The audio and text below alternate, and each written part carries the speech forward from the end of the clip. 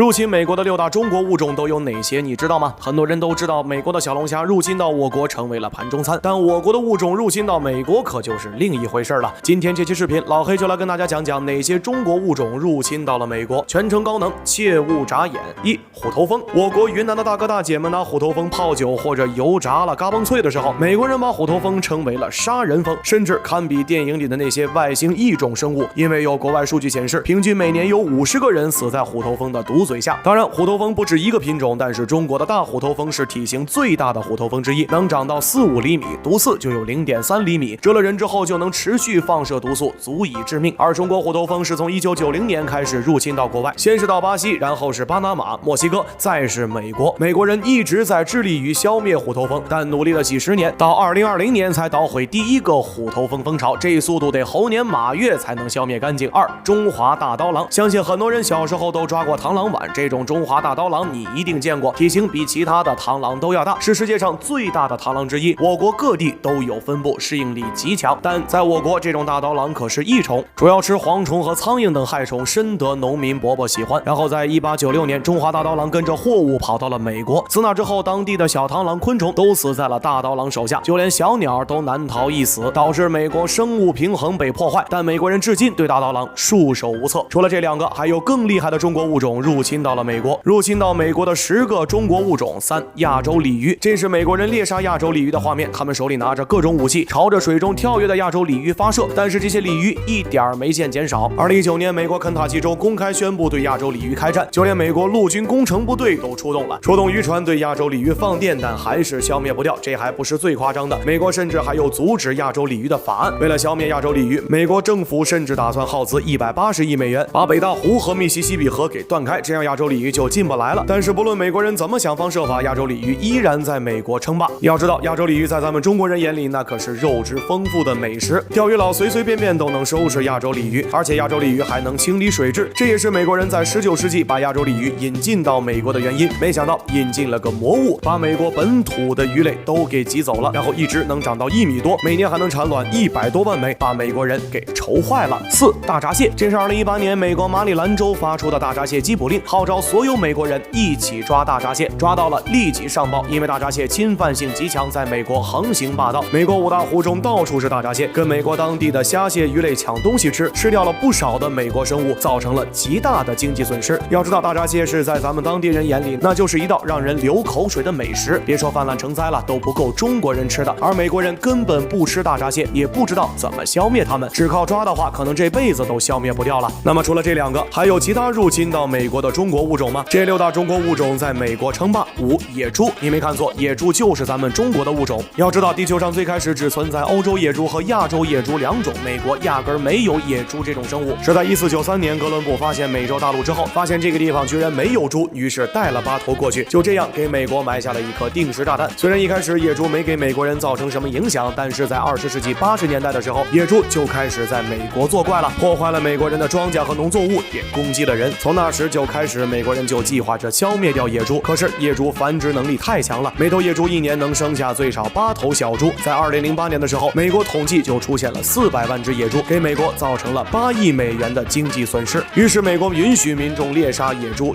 也出动了直升机射杀野猪、诱捕、狩猎等各种手段，但还是没能将野猪消灭干净。6. 广西猴。其实这种猴子就是恒河猴，主要分布在我国南部地区。上世纪30年代，有一位叫做科罗内尔·图伊的男子就看上了恒河猴娇小的体型，于是带到了美国佛罗里达州供客人观赏，并将它们养在了一个小岛上。没想到这种猴子会游泳，就这样蔓延到了美国各地。美国很多市区都能看到这种猴子的身影，它们到处横行霸道，丝毫不怕人，对人们的生活造成了不小的影响。我是老黑，你不知道的小知识都由我来告诉你。欢迎评论、私信轰炸，咱们下期再见。